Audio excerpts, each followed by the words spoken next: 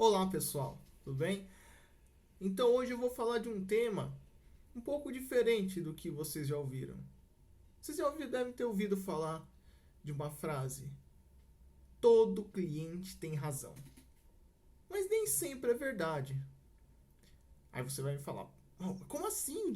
O cliente é o que me dá o meu dinheiro?" Mas calma lá, prestem bastante atenção numa coisa, pessoal. Nem sempre todo cliente tem razão.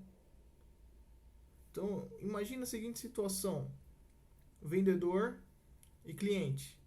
Então, o vendedor se torna uma pessoa extremamente submissa aos caprichos do cliente e o cliente pode falar o que quiser e fazer o que quiser com você.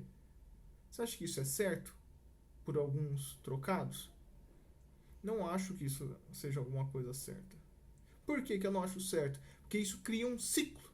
Um ciclo que vai deixando a nossa sociedade cada vez mais doente. Presta atenção na seguinte situação. Um vendedor chega para vender e ele comete um erro qualquer, algum erro de procedimento, e esse cliente vai lá e briga com ele, xinga e exige uma perfeição que esse mesmo cliente não tem no serviço dele. E daí o que acontece? Esse vendedor, quando se torna cliente e esse cliente se torna vendedor, a função se alterna, porque um vai querer compensar a frustração em ambas as situações.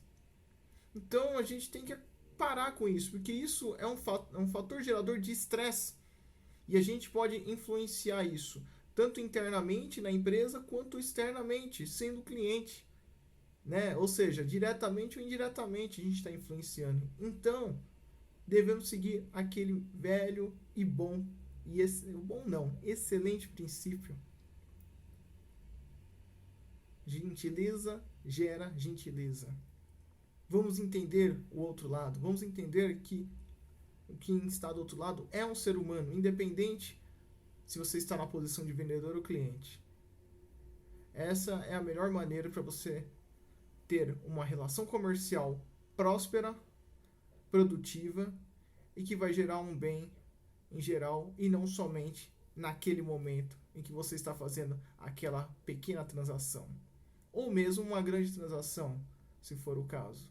Mas independente dos dois tipos, se você fizer isso agindo da melhor maneira, tendo empatia, ou seja, se colocando no lugar do outro, pode ter certeza que você vai fazer a diferença na sociedade.